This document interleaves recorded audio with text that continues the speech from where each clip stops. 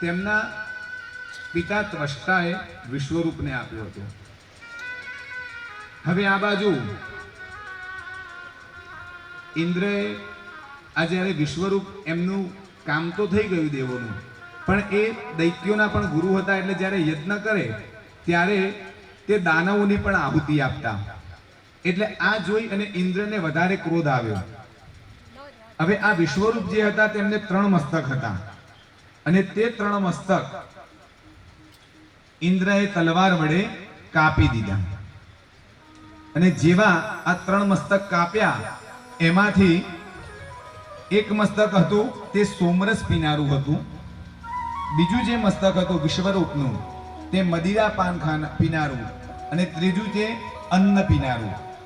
આમાંથી એક કપિંજલ નામનું પક્ષી બન્યું, બીજું છે એ કલ્લિક નામનું પક્ષી બન્યું, અને ત્રીજું તૈતર નામનું પક્ષી બન્યું। જ્યારે તેનું મસ્તક કપાયું ત્યારે આજે આ વિશ્વરૂપનું જે કથા છે એ ગઈકાલે મેં બહુ શોર્ટમાં લઈ લીધી હતી, તમને જણાવ્યું હતું, પણ આજે એટલા માટે જણાવું છું કે આની સાથે આપણા જીવનના સંલગ્ન અમુક વસ્તુ એવી છે કે આપણે જીવનમાં જોઈએ છીએ, પણ એનો છેડો ક્યાં છે તે આપણને ખબર ના હોય। એ ખબર પડે એટલા માટે, અને નારાયણ કવચની કથા પણ આની અંદર છે તેના માટે કરું છું। તો આ ઇન્દ્રએ જ્યારે વિશ્વરૂપનું મસ્તક કાપી નાખ્યું એટલે તેમને બ્રહ્મ હત્યા લાગી, અને બ્રહ્મ હત્યા સમાન કોઈ મોટું પાપ છે નહીં। આની અંદરથી દેવો પણ નથી બચી શક્યા, અને તે ઇન્દ્ર ચારે દિશાની અંદર ફરવા લાગ્યા, પણ બ્રહ્મ હત્યા તેમનો પીછો નથી છોડતી, અને તેના કારણે તેમનું આ જે પાપ હતું બ્રહ્મ હત્યાનું, તે પાપ તેમને 4 જગ્યાએ વેચ્યું, અને તે વેચવા માટેની પણ જગ્યા જોઈએ। તમે કંઈ પણ કર્મ કરો ને તો એ પાપ વેચાયા વગર રહે નહીં। તો આજે એમને પહેલા તો ભૂમિ માતાની પાસે ગયા કે મારાથી આ દોષ થયો છે, તો મારે એ પાપને વહેંચવું છે, તો એનો થોડોક ભાગ જો આપ લઈ લો તો મારી ઉપર કૃપા થશે। વધારે ભાર હોય અને એ 4 જણા ઉચકે તો એ ભાગ વેચાઈ જાય। કોઈ વ્યક્તિને ઘણી વખત પેલી ફૂલ્લીઓ થઈ હોય, પછી એમને શીતળા માતા અથવા તો બળિયા બાપા આવતા હોય ને, પછી આપણે શું કરીએ, ત્યાં મંદિરે જઈ અને ભગવાનને ટૂઠાનો પ્રસાદ ખવડાવીએ, બાધા પૂરી કરીએ। હવે જે બાધા કરીને આવીએ ગરમીની, અને એ ગરમીની જે બાધા થઈ એના પછી એ ગરમીની જે ફૂલ્લીઓ હતી એ જાય ક્યાં? પ્રસાદ કર્યા પછી। તો એ જેમ જેમ જેમ એ પ્રસાદ વેચાય એ દરેક વ્યક્તિઓની અંદર એ વેચાઈ જતી હોય છે। એક વ્યક્તિને વધારે થઈ હોય અને એમાંથી આ જ્યારે વેચાય એટલે જેટલા લોકોની જોડે જાય ત્યાં 1 2 3 ફૂલ્લીઓ થઈ અને તેનું શમન થઈ જાય। તો એવી જ રીતે આ ભૂમિની અંદર એક પાપ વેચ્યું, તો કયું પાપ? તો ભૂમિએ કહ્યું કે આપનું પાપ હું ગ્રહણ કરું એનો વાંધો નહીં, પણ મને વરદાન આપવું પડે। તો કે કેવું વરદાન? તો ભૂમિની અંદર જે પાપ વેચ્યું તે આપણે જ્યારે કોઈ પણ જગ્યાએ ખાડો ખોદીએ ને, પાણી ભરાય અને એની અંદર જે ક્ષાર જેવું સફેદ સફેદ દેખાય ને, એ ઇન્દ્રએ કરેલું આ જે પાપ હતું એ પાપ એક ક્ષારયુક્ત છે। એક ક્ષારની જે દેખાય છે એ ઇન્દ્રએ કરેલું પાપ।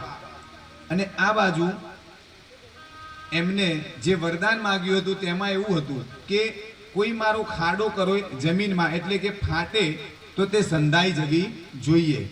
એટલે આપણે કોઈ પણ જગ્યાએ ખાડો કરીએ ભૂમિમાં તો એ લાંબા સમય સુધી રહે નહીં, વર્ષ 2 વર્ષ કે 4-6 મહિનાની અંદર ધીરે ધીરે ધીરે એ ખાડો આપોઆપ પૂરાઈ જાય। બીજા નંબરનું પાપ એ વૃક્ષને આપ્યું।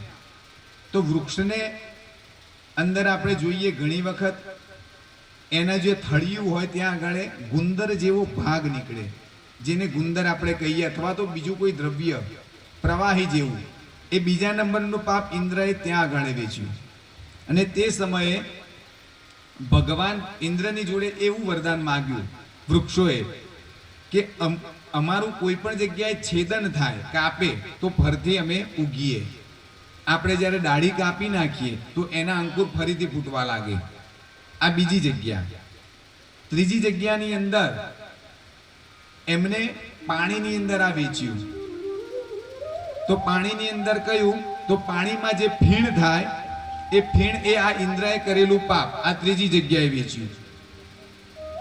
આપણે પાણી જ્યારે ભરીએ અને ફીણ ફીણ થઈ જતું હોય એ ઇન્દ્રએ કરેલું પાપ. અને પાણીએ એવું વરદાન માંગ્યું કે જે કોઈ પણ જગ્યાએ અમારા ઝરણા હોય, કુવા હોય, સરોવરો હોય, એ જગ્યા પાણી ખાલી થાય તો આપોઆપ ભરાઈ પણ જાય. એટલે તમે જુઓ, કોઈ પણ જગ્યાએ કુવા હોય ઊંડા, તો જ્યારે ખાલી થઈ જાય એટલે ભૂમિની અંદર ચુવાણા ફૂટી અને આપોઆપ એની અંદર પણ પાણી આવે. આ ત્રીજા નંબરનું. અને ચોથા નંબરનું પાપ તે ઇન્દ્રએ જે વેચ્યું તે સ્ત્રીઓને આપ્યું. તો કયું પાપ? તો સ્ત્રીઓ જે છે તેમનો જે રજસ્વલા ધર્મ થવો, તો ઇન્દ્રએ કરેલું આ ચોથા નંબરનું પાપ છે. અને તે ધર્મ, તેની સામે સ્ત્રીઓને શું વરદાન આપ્યું? તો સ્ત્રીઓને વરદાન આપ્યું સહન શક્તિનું. કારણ કે સ્ત્રીઓની પાસે જે સહન શક્તિ રહેલી છે તે અન્ય કોઈ જીવની પાસે હોય નહીં. કારણ કે જ્યારે એને પ્રસૂતિ પણ થાય અને તે સમયે તેની જેટલી પણ પીડા છે એ પીડા તેને તેના પછી યાદ રહેતી નથી. તો ઇન્દ્રએ આ 4 વરદાન, આ જે પાપ હતા તે વરદાન આપી અને તેની અંદર તેમને આપી દીધા. અને આ પછી તેમના પિતા જે હતા વિશ્વરૂપના, તેમને ખબર પડી કે ઇન્દ્રએ મારા પુત્રનો વધ કર્યો છે, તેના માટે ઇન્દ્રનો નાશ કરવા, ઇન્દ્રને મારનાર પુત્ર થાય એવો યત્ન કરી અને આહુતિ આપી. પણ એ આટલા જ્ઞાની હતા તેમ છતાં પણ તેમનાથી ભૂલ થઈ ગઈ. મંત્રની અંદર ખાલી રસવઈ અને દીર્ઘઈની. એટલા માટે આપણું શાસ્ત્ર એમ કહે છે કે જે કોઈ પણ જાણકાર ન હોય તેવાને મંત્ર જ્ઞાન અપાય નહીં. વેદના મંત્રો છે. આજે અહીંયા હું પણ બહુ સૌભાગ્ય છે મારું કે આજે ભગવાન કૃષ્ણનો જન્મદિવસ છે અને ભગવાન નારાયણે કહ્યું વેદાનામ સામવેદોસ્મિ, કે વેદોની અંદર પણ એમાં સામવેદ છે તે વધારે મને પ્રિય છે અને તેની અંદર મારો વાસ છે. તો મારા એવા પરમ મિત્ર યજ્ઞેશભાઈ સામવેદી એ પણ અહીંયા બિરાજમાન થયા. અને આજની જે પૂજા હતી સવારે, અત્યારે પોથી પૂજા, તે સામવેદના મંત્રો દ્વારા કરાવી. તો આ રીતે જે વેદના પણ મંત્રો છે તે લાયક વ્યક્તિ હોય એની પાસે ભણવા પડે. તો આ જે મુનિ હતા ત્વષ્ટા ઋષિ, તેમનાથી આ ભૂલ થઈ અને ઇન્દ્રને મારનારના બદલે ઇન્દ્રના હાથે મરનાર પુત્ર એવો ઊભો થયો. એ યજ્ઞકુંડની અંદરથી એક પુરુષ બહાર આવ્યો કે જેનું નામ હતું વૃત્રાસુર. અને એ વૃત્રાસુર ઇન્દ્રની સાથે લડવા માટે મોકલ્યો, કારણ કે તેમના પુત્રની તેમને હત્યા કરી હતી. અને વૃત્રાસુર જ્યારે આ બાજુ લડવા માટે જાય છે અને ઇન્દ્ર હાથી ઉપર બિરાજમાન છે અને વૃત્રાસુર તે ઇન્દ્રની સાથે યુદ્ધ કરવા જાય છે. અને તેવા સમયે તેમની પાસે આ બાજુ ખબર પડી ગઈ દેવોને કે વૃત્રાસુર હતો કોણ? તો એક બ્રાહ્મણ રાક્ષસ તો હતો, પણ એ બ્રાહ્મણ તરીકેનો હતો, કારણ કે આ ત્વષ્ટા ઋષિના દ્વારા ઉત્પન્ન થયા હતા. હવે તેની સામે કોઈ લડી શકે તેમ હતું નહીં. એટલે દેવો પાછા ભગવાન નારાયણની પાસે ગયા અને ભગવાન નારાયણને પ્રાર્થના કરે છે કે હે પરમાત્મા, તમે અમારા ઉપર કૃપા કરો અને આ વૃત્રાસુરની સામે લડવું કેવી રીતે તે બતાવો, કારણ કે વૃત્રાસુરની સામે કોઈ લડી નથી શકતું, એને વિધ્વંસ કરી નાખ્યો. એટલે ઇન્દ્રને વાતનો ડર હતો. ત્યારે તેમને કહ્યું કે આપ દધીચી ઋષિની પાસે જાઓ અને તેમના હાડકાની અંદરથી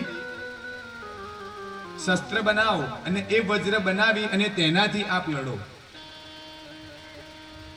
તો અહીંયા આટલા બધા ઋષિ મુનિઓ છે અને બધા જ તપસ્વી અને યોગ ક્રિયાવાળા.